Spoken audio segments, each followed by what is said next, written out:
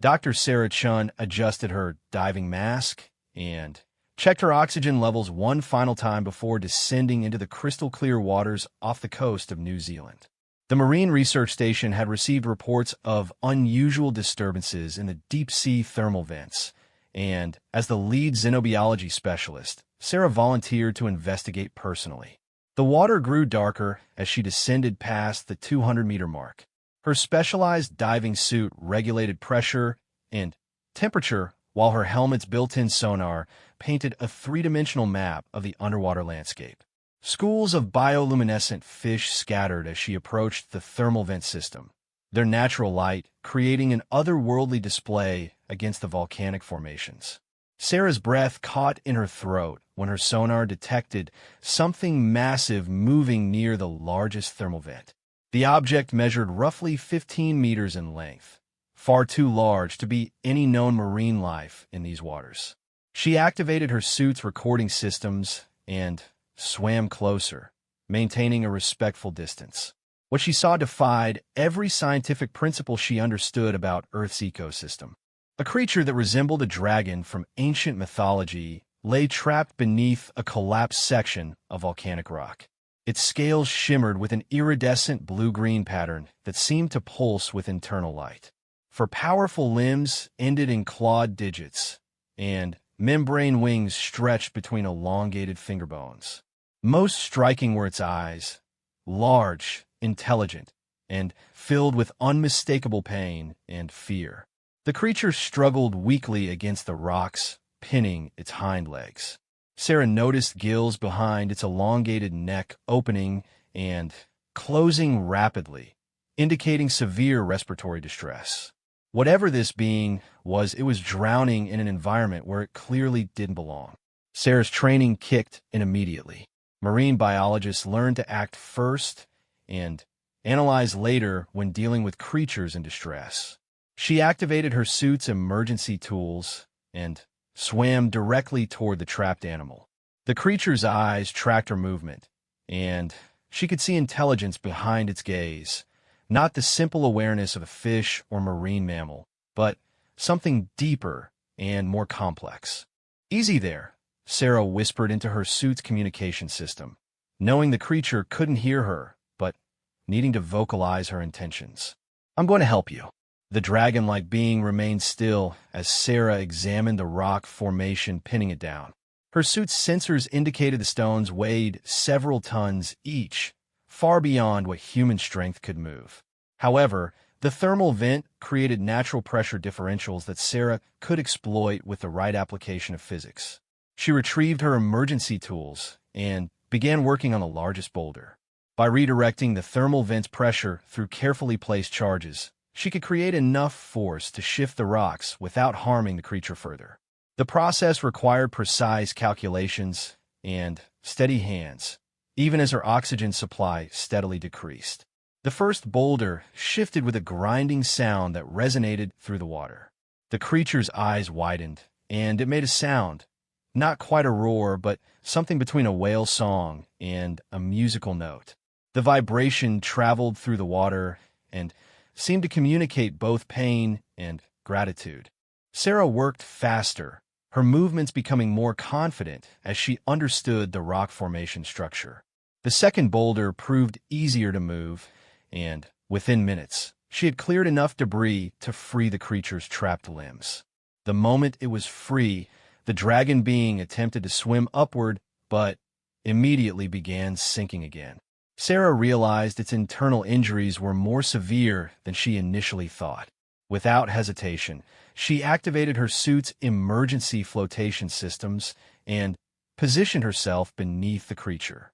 The being weighed easily 3 times more than her diving suit was designed to support, but Sarah's determination overrode her equipment's limitations.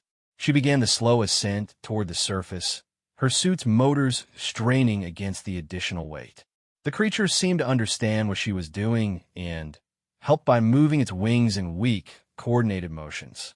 As they rose through the water column, Sarah noticed the creature's breathing becoming more labored. Its gills were designed for a different atmospheric composition than Earth's oceans provided.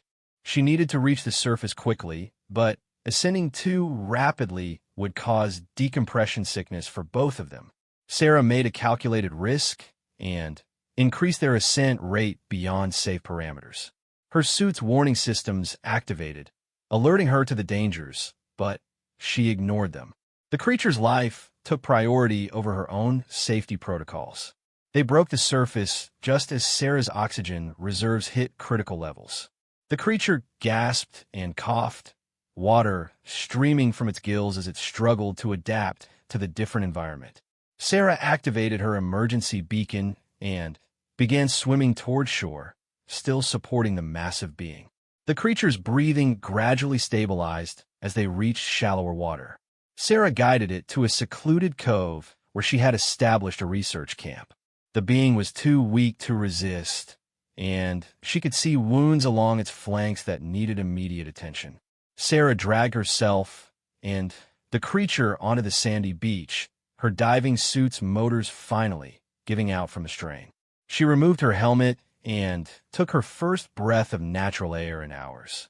The creature lay beside her, its chest rising and falling in rapid, shallow breaths. "What are you?" Sarah whispered, studying the being's features up close. Its scales seemed to shift color depending on the angle of observation, and she could see a complex pattern of scars along its neck and shoulders. This wasn't just any creature. It bore the marks of intelligence, possibly even civilization. The creature's eyes focused on her face, and Sarah felt a chill of recognition. Those eyes held the same curiosity and wonder that she felt when discovering new species. This being was studying her just as intently as she was studying it. Sarah quickly gathered her medical supplies from the research camp. Her xenobiology training included emergency veterinary procedures, though she had never expected to use them on something this extraordinary. The creature remained calm as she cleaned and treated its wounds, occasionally making that musical sound she had heard underwater. As the day progressed, Sarah established a basic communication system using hand gestures and simple sounds. The creature responded to her attempts at interaction, demonstrating problem-solving abilities that exceeded those of dolphins or great apes. When Sarah offered it fresh water, the being indicated a preference for the saltwater pools formed by high tide. By evening, Sarah had constructed a temporary habitat in the tidal pools where the creature could rest while maintaining access to both water and air.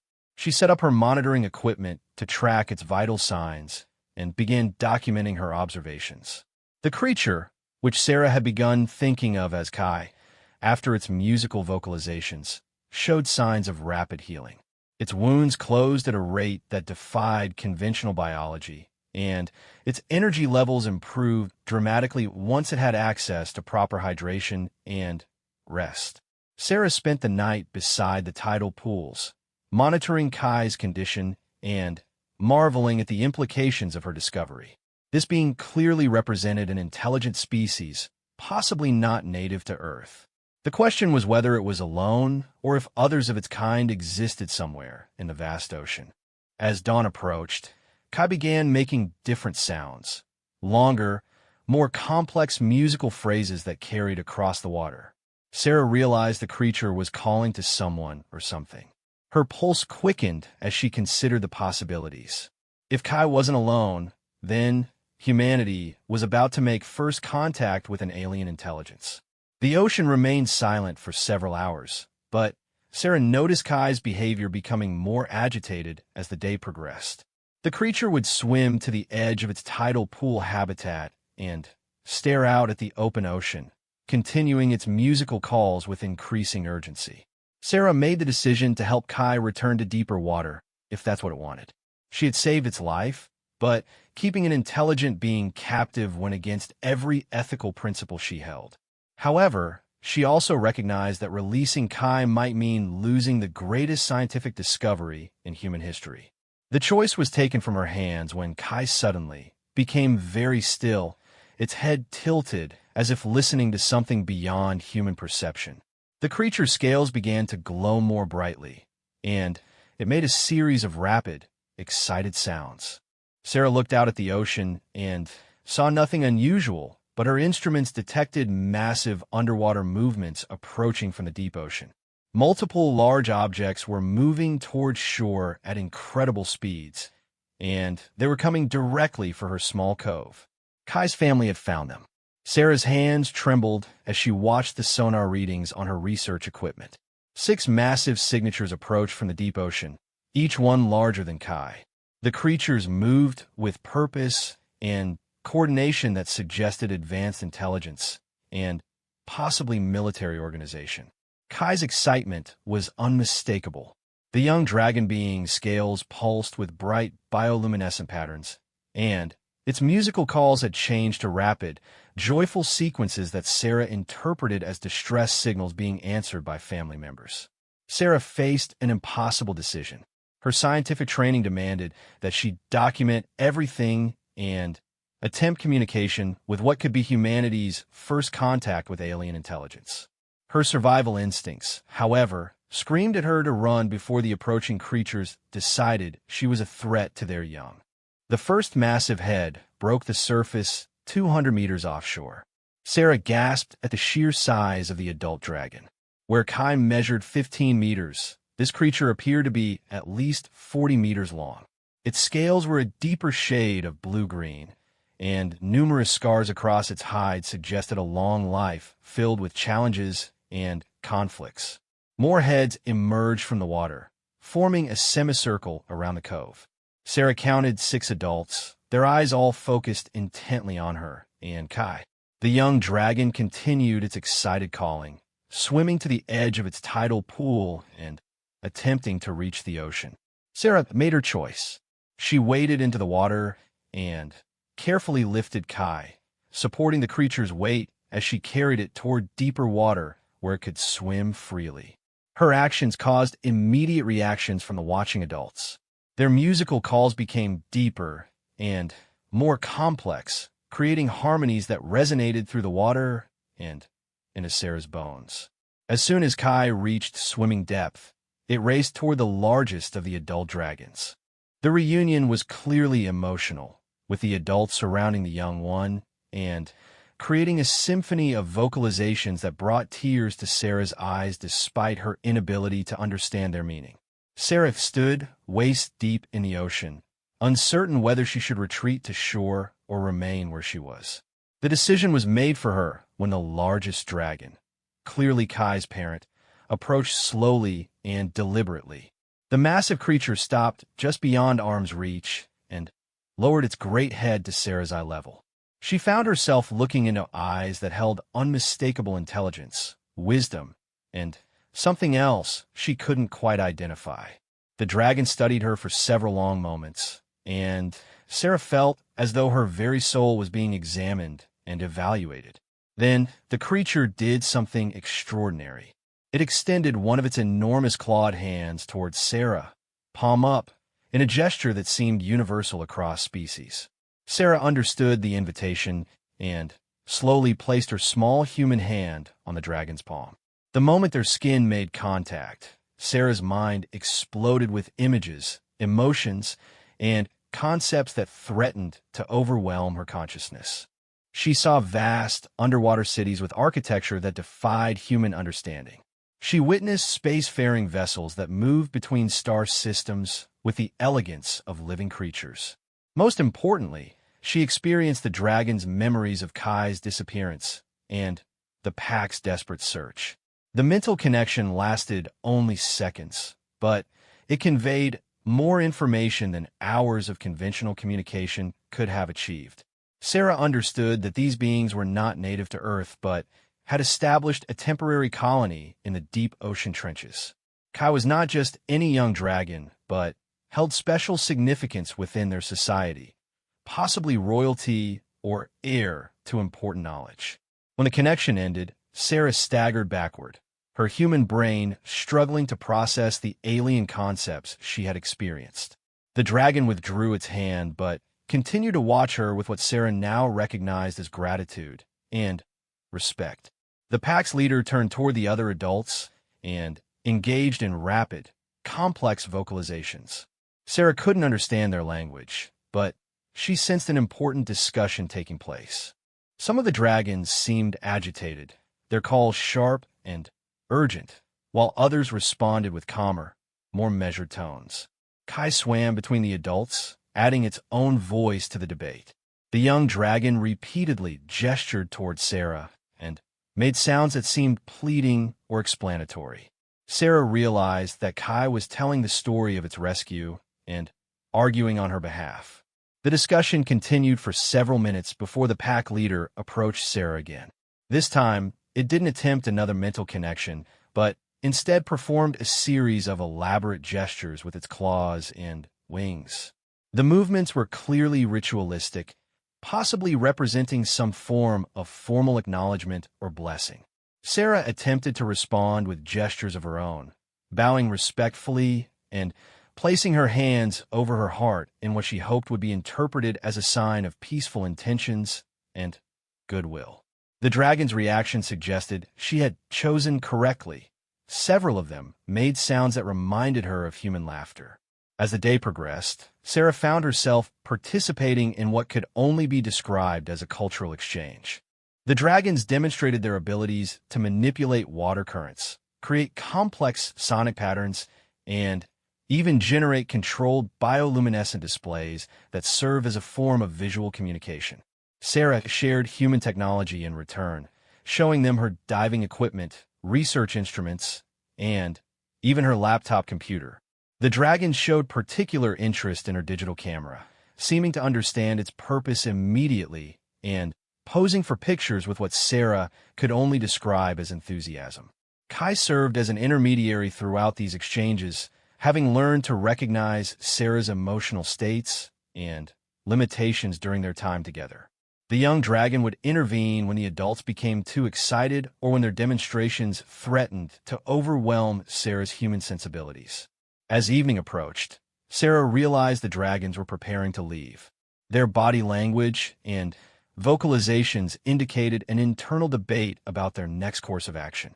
Sarah sensed that some of them wanted to take her with them, while others argued for leaving her behind for her own safety. The pack leader approached Sarah one final time and placed a small, scale-like object in her hand. The item was warm to the touch and seemed to pulse with its own internal light. Through gestures and simple vocalizations, the dragon conveyed that this was a communication device, a way for Sarah to contact them if needed. Sarah understood the magnitude of what she was being given. This wasn't just a gift, but a responsibility. She was being entrusted with the secret of their existence and given the means to bridge two completely different civilizations. The dragons began their departure as darkness fell. Each adult approached Sarah individually, performing the same ritualistic gestures the pack leader had shown earlier.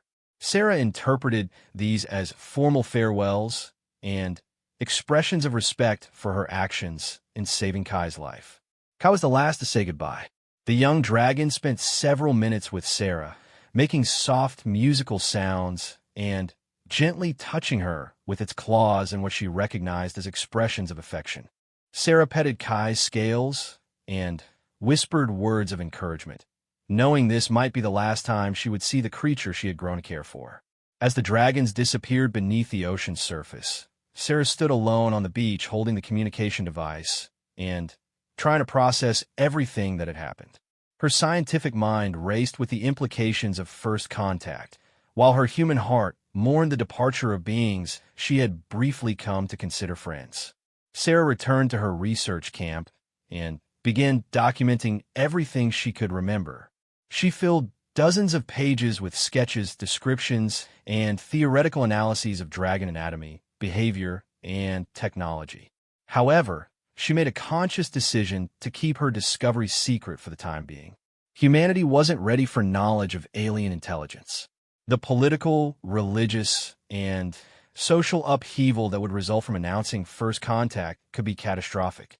Sarah decided to continue her research quietly, hoping to learn more about the dragons and their intentions before revealing their existence to the world. Over the following days, Sarah experimented with the communication device the pack leader had given her. The object responded to her touch and emotional states, sometimes pulsing with different colors or emitting faint musical tones. She suspected it was more sophisticated than simple communication technology, possibly a translator or even a cultural bridge designed to help different species understand each other. Sarah's research took on new urgency as she prepared for what she hoped would be future encounters with the Dragon Pack. She studied xenobiology, linguistics, and even anthropology, trying to understand how first contact between civilizations might be successfully managed. The communication device remained active, suggesting the dragons were still in Earth's vicinity. Sarah found herself checking the ocean horizon constantly, hoping to catch a glimpse of the magnificent beings who had changed her understanding of humanity's place in the universe. Her patience was rewarded when, 3 days after their departure, the device in her hand suddenly blazed with brilliant light and emitted a complex musical sequence that made her heart race with anticipation. The communication device's urgent pulsing sent Sarah running toward the water's edge. As she reached the shoreline, massive shapes emerged from the depths, but something was different this time. The dragon's movements seemed agitated, and their vocalizations carried notes of distress and urgency that made Sarah's heart pound. Kai surfaced first, swimming directly towards Sarah with obvious excitement. Behind the young dragon came the entire pack, but they weren't alone. Sarah's breath caught as she counted at least 20 additional dragons, some even larger than the pack leader she had met before. These newcomers displayed different coloration patterns and bore elaborate markings that suggested high status or authority. The pack leader from Sarah's previous encounter approached the beach and gestured for her to enter the water. Sarah waded out without hesitation, though her mind raced with questions about this unexpected gathering. The communication device in her hand pulsed steadily, and she could feel it somehow translating the emotional undercurrents of the dragon's vocalizations. When Sarah reached deeper water, she found herself surrounded by the massive creatures. Their arrangement was clearly formal, possibly a council or tribunal. The pack leader positioned itself beside Sarah, and she realized with growing unease that it was presenting her to the assembled group as if she were on trial. An ancient dragon with silver-tinted scales and scars that spoke of countless battles approached first. Its eyes held the weight of ages, and when it studied Sarah, she felt as though every decision she had ever made was being evaluated and judged. This elder dragon's voice, when it finally spoke, resonated through the water with authority that commanded absolute attention. Through the communication device, Sarah began to understand fragments of the conversation. The elder was questioning her actions in saving Kai, but not in the way she expected. Rather than gratitude, the dragon seemed concerned about the implications of a human learning of their existence. Terms like contamination, exposure, and protocol violation filtered through the primitive translation system. Sarah realized she was witnessing a debate about whether her rescue of Kai represented a security breach that threatened the dragon's hidden colony on Earth. Some of the assembled creatures argued for immediate action to contain the situation, while others defended her right to life based on her demonstrated compassion. Kai suddenly swam forward, placing itself between Sarah and the elder dragon. The young creature's passionate vocalizations needed no translation. It was defending Sarah's character and arguing for her protection. Sarah felt a surge of gratitude toward the dragon she had saved, even as she understood that Kai was risking its own standing within the community by speaking on her behalf. The pack leader added its voice to Kai's defense, describing Sarah's selfless actions and her respectful behavior during their first encounter. Other pack members joined the discussion, creating a complex symphony of dragon voices that the communication device struggled to interpret. Sarah recognized that remaining silent would be interpreted as either guilt or weakness. Drawing upon her limited understanding of dragon communication, she stepped forward and addressed the elder directly.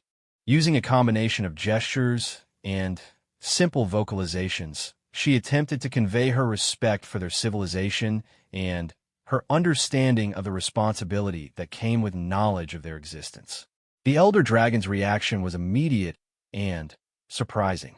Its ancient eyes widened with what Sarah interpreted as shock, and it exchanged rapid vocalizations with the other senior dragons. Sarah realized she had somehow breached protocol by speaking directly to the council, but she couldn't determine whether this was viewed as courageous or insulting.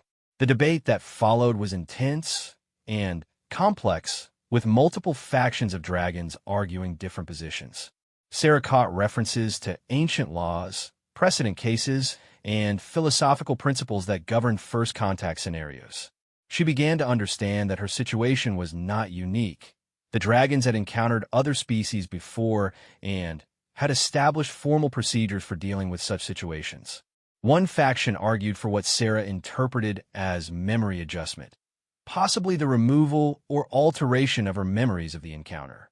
Another group advocated for her isolation in a location where she could be monitored but prevented from sharing her knowledge with other humans. A third faction, led by Kai and the pack leader, argued for integration, bringing Sarah into their society as a liaison between species. The elder dragon called for silence and approached Sarah again. This time, it initiated the same type of mental connection she had experienced with the pack leader, but the intensity was overwhelming.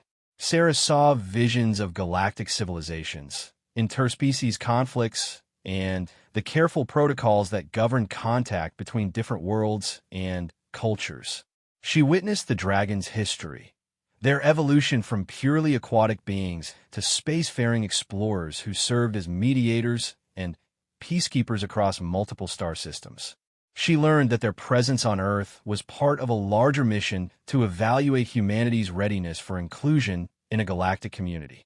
Most importantly, Sarah understood that her actions in saving Kai had created a test case for human character. The dragons had been observing human civilization for decades, documenting both its potential and its flaws. Her willingness to risk her own life for an alien creature represented exactly the type of compassion and moral courage they sought in potential allies. When the mental connection ended, Sarah found herself changed by the experience.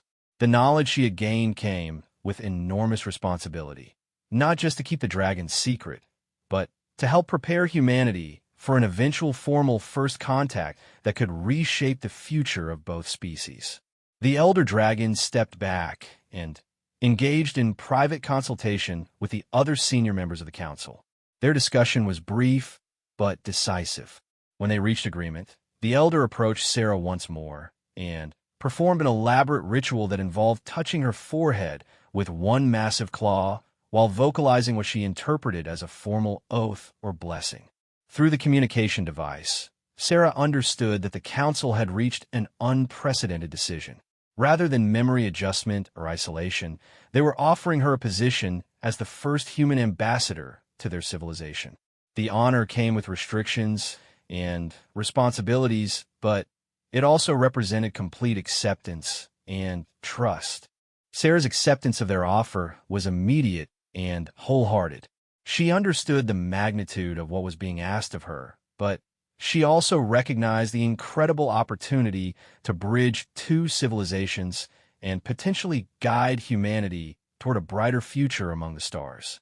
The ceremony that followed was beautiful and complex, involving all the dragons in elaborate displays of bioluminescence and synchronized vocalizations that created harmonies Sarah felt in her bones.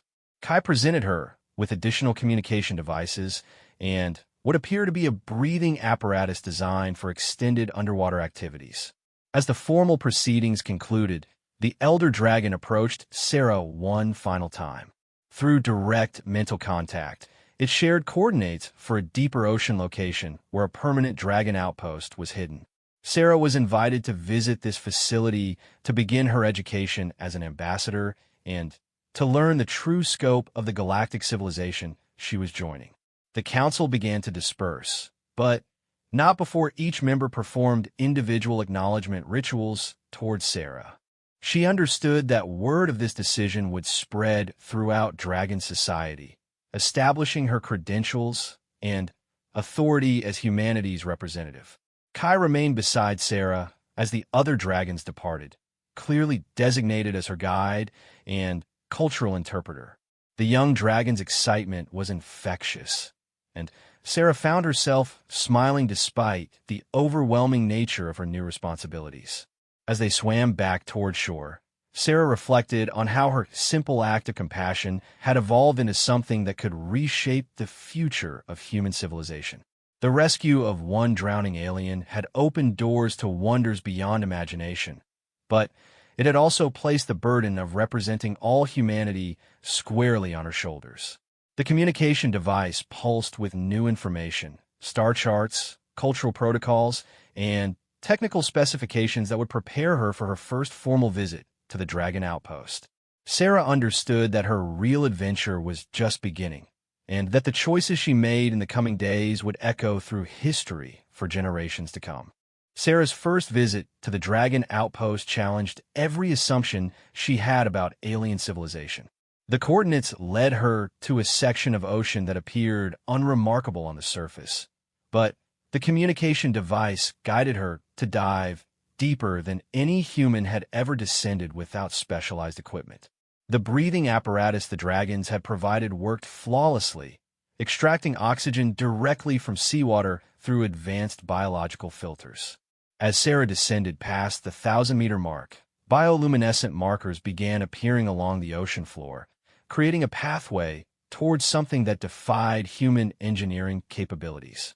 The outpost materialized around her like a living organism. Structures that seemed grown rather than built rose from the seafloor, their surfaces pulsing with gentle light and flowing with currents that created both beauty and functionality. Gardens of alien coral provided fresh oxygen while filtering waste products, creating a completely sustainable ecosystem that had existed undetected for decades. Kai met Sarah at the outpost entrance, but the young dragon was accompanied by beings Sarah hadn't seen before.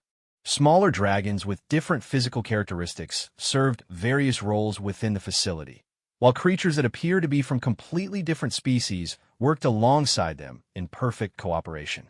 Sarah realized she wasn't just meeting dragon civilization, but encountering the first representatives of a galactic alliance that included dozens of different intelligent species.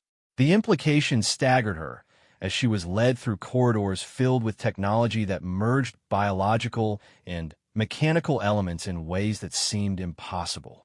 The facility's central chamber contained what Sarah recognized as a communication hub connecting the outpost to locations across multiple star systems.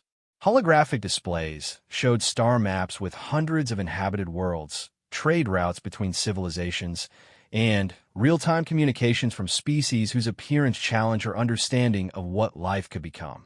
An elderly dragon with modifications that enhanced its ability to interface with the facility systems served as Sarah's primary instructor. Through enhanced communication devices that provided near-perfect translation, Sarah began learning the history and structure of what the dragons called the Cooperative, a voluntary alliance of civilizations dedicated to peaceful exploration, mutual aid, and collective defense against hostile forces. Sarah's education accelerated as she absorbed information about interstellar politics, advanced technologies, and the complex social structures that allowed dozens of different species to work together effectively.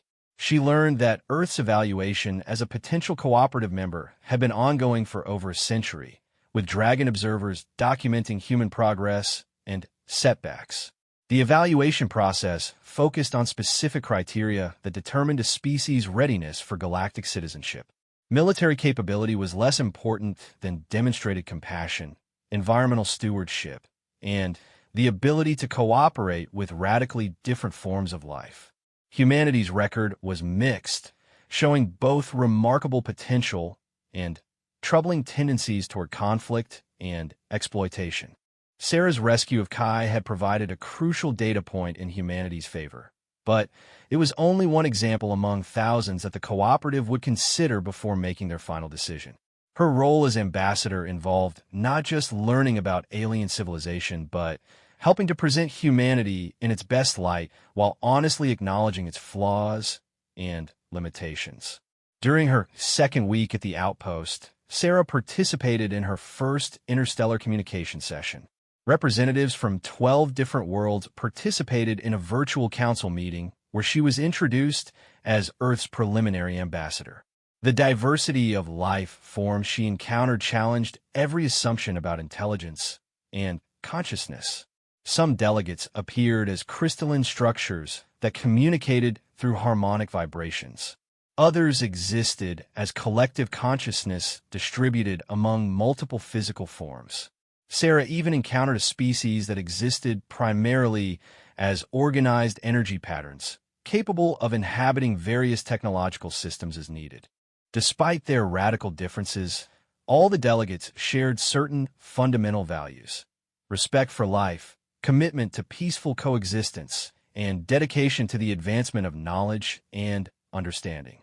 Sarah began to see how these shared principles created unity despite enormous diversity in biology, culture, and technology. The council session focused on Earth's application for preliminary membership in the cooperative.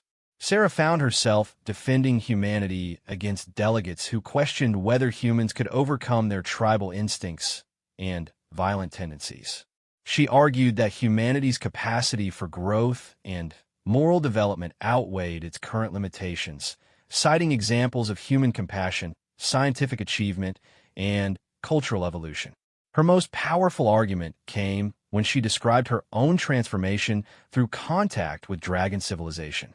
Sarah explained how her simple act of rescue had evolved into a commitment to bridge two worlds, demonstrating humanity's potential to grow beyond its current limitations when presented with appropriate challenges and opportunities. The Council's response was cautiously optimistic.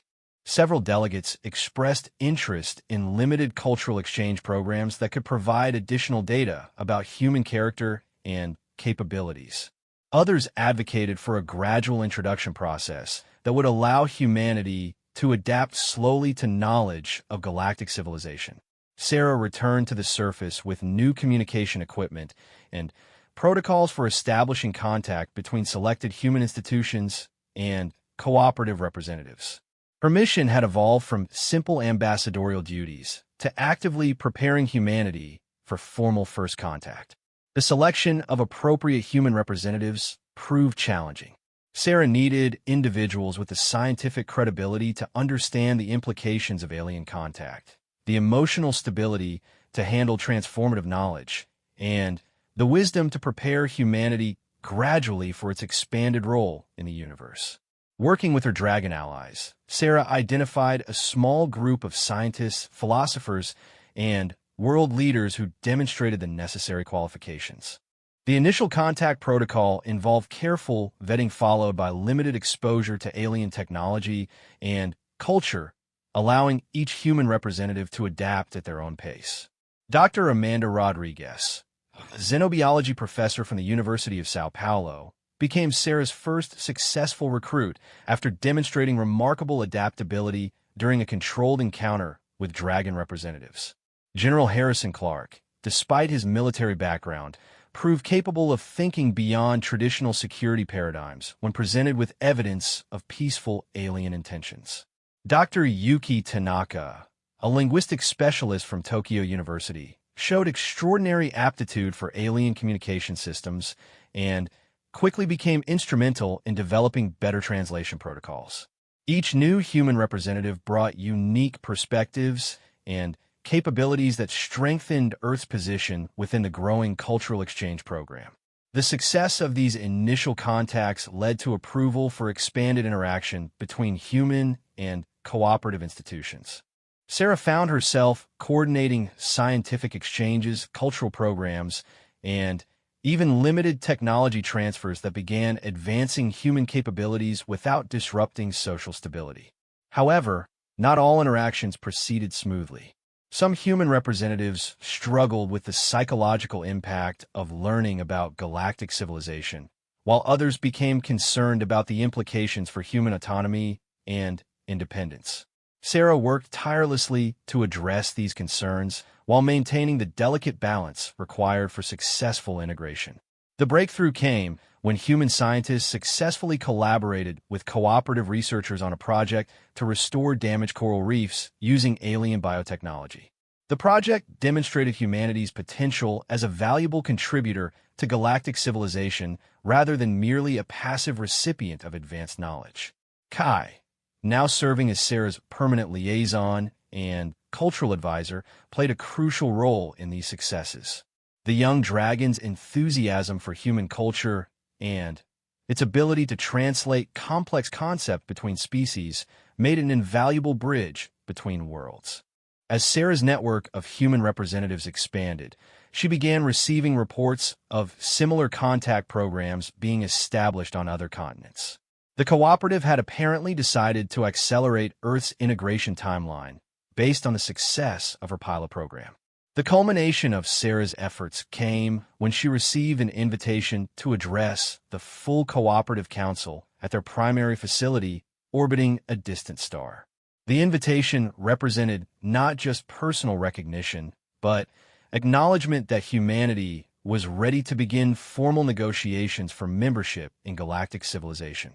Sarah's journey to the Cooperative Council required her first experience with interstellar travel aboard a Dragon vessel that defied human understanding of physics. The ship appeared to be a living organism that had been enhanced with technological systems, capable of folding space-time to traverse distances that would have taken human spacecraft millennia to cross. Kai accompanied her on the voyage, serving as both companion and cultural guide. During the 3-day journey, Sarah experienced the true scope of galactic civilization as they passed through systems containing multiple inhabited worlds, massive space-based cities, and engineering projects that spanned entire solar systems. The Council facility orbited a binary star system where the gravitational fields had been harnessed to power the largest artificial structure Sarah had ever seen. The station housed representatives from over 300 different species, creating a truly cosmopolitan environment where diversity was not just tolerated, but celebrated as essential for collective wisdom. Sarah's arrival generated significant interest throughout the station. News of humanity's potential membership had spread widely, and many representatives were curious to meet the human who had initiated first contact through an act of simple compassion. Her reputation as the Dragon Friend had become legendary, inspiring stories that were already being shared across multiple civilizations. The formal presentation to the Council took place in a vast chamber designed to accommodate every imaginable form of life. Sarah found herself standing before delegates who ranged from humanoid species to exotic forms that existed as pure consciousness interfacing with technological avatars. The diversity was overwhelming, yet she sensed an underlying unity of purpose that transcended physical differences.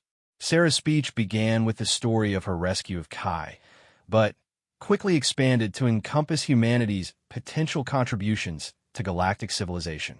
She described human creativity, adaptability, and capacity for moral growth as assets that could benefit the entire cooperative. Most importantly, she argued that humanity's youth as a species brought fresh perspectives that could help solve problems that had challenged older civilizations for millennia.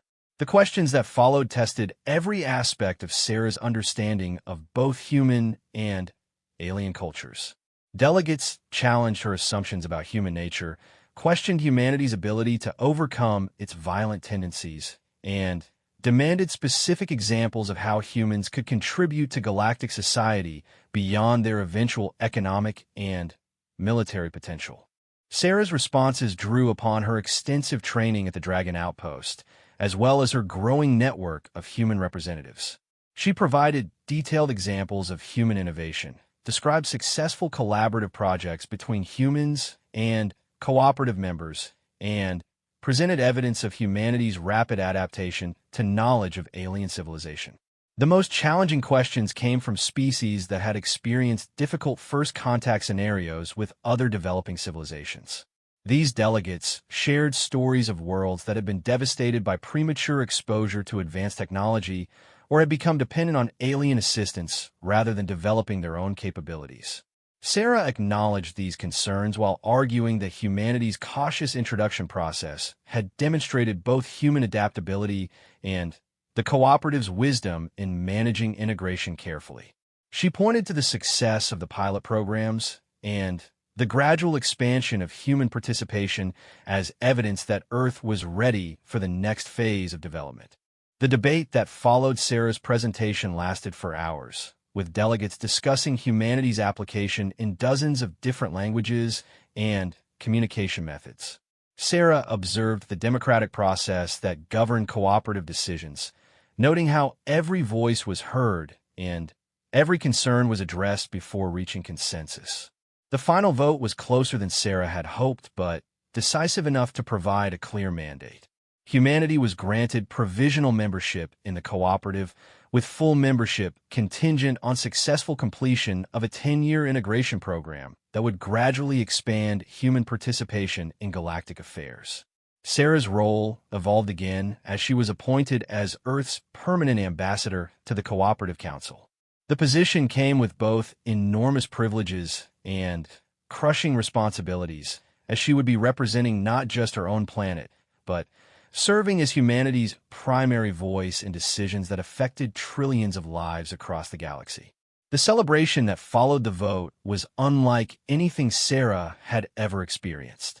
Representatives from hundreds of worlds participated in a festival that combined the artistic traditions of dozens of civilizations into a symphony of light, sound, and movement that seemed to make the station itself come alive with joy. Kai's pride in Sarah's achievement was obvious, and the young dragon introduced her to representatives from its home world who had traveled specifically to witness the historic vote. Sarah realized that her simple act of rescue had become a symbol of hope and cooperation that resonated across multiple species and cultures. Returning to Earth, Sarah found that news of humanity's provisional membership had already been shared with her network of human representatives. The response was overwhelmingly positive, though she also detected undertones of anxiety about the changes that formal galactic citizenship would bring to human society. The integration program began immediately, with human scientists gaining access to advanced technologies that could address climate change, disease, and resource scarcity. Cultural exchange programs brought alien artists and philosophers to Earth while sending human representatives to experience life on other worlds. Sarah established her permanent office at the Dragon Outpost, which had expanded significantly to accommodate the growing exchange program. The facility now hosted humans, dragons, and representatives from dozens of other species working together on projects ranging from basic research to terraforming technologies that could make uninhabitable worlds suitable for life. The most successful aspect of the integration program proved to be the collaborative research initiatives. Human creativity, combined with alien knowledge, produced breakthroughs that benefited all participating species. Sarah took particular pride in a medical research project that used human insights into genetic adaptation to develop treatments for diseases that had plagued multiple civilizations for centuries. However, the program also faced significant challenges. Some human governments struggled with the implications of being junior members of a galactic civilization, while certain religious and cultural groups rejected the reality of alien existence entirely. Sarah worked tirelessly to address these concerns while maintaining the careful balance required for successful integration. Kai's role as cultural liaison expanded as the young dragon became fascinated with human society and culture. Its reports to the Dragon Council helped other cooperative members understand human potential while identifying areas where additional support or guidance was needed. The 5-year mark of the integration program brought the first formal evaluation of humanity's progress toward full membership. Representatives from the Council arrived on Earth to observe human society directly and assess the changes that had occurred since first contact. The evaluation process was thorough and sometimes uncomfortable, as alien observers documented both human achievements and ongoing problems with equal attention. Sarah served as their primary guide, presenting humanity honestly while advocating for recognition of the tremendous progress that had been made. The evaluator's final report praised humanity's adaptability and growing participation in galactic civilization, while noting concerns about persistent conflicts and environmental challenges. Their recommendation was to continue the integration program with expanded opportunities for human participation in cooperative governance and decision-making. Sarah's greatest personal achievement came when she was invited to chair a council committee focused on developing new protocols for integrating young civilizations into galactic society. Her experience with humanity's integration process had established her as an expert in managing first contact scenarios and cultural adaptation challenges. Years later, as Sarah observed human representatives taking active leadership roles in cooperative projects across the galaxy, she often reflected on the simple act of rescue that had started everything. Saving Kai's life had seemed like basic human decency at the time, but it had opened doorways to wonders beyond imagination. The young dragon had grown into a respected diplomat in its own right, serving as ambassador to several newly contacted civilizations. Kai often credited its early experience with human compassion as inspiration for its career in interspecies relations, creating a cycle of goodwill that continued to strengthen bonds between civilizations. Humanity's full membership in the cooperative was approved unanimously after 8 years of integration, with Sarah casting Earth's first official vote as a full member. The ceremony included representatives from every member civilization, creating a celebration that lasted for weeks and established new traditions that would welcome future species into the galactic community. Sarah remained as Earth's primary ambassador, but also accepted appointment to the cooperative's High Council, where her expertise in cultural integration made her one of the most respected voices in galactic governance. Her simple act of compassion toward a drowning alien had evolved into a legacy that would influence interstellar civilization for generations to come. The bond between Sarah and Kai endured throughout their long careers, serving as a living symbol of how individual acts of kindness could reshape the destiny of entire civilizations. Their story became legendary across the galaxy, inspiring countless others to reach across the barriers of species and culture to build a better future for all intelligent life.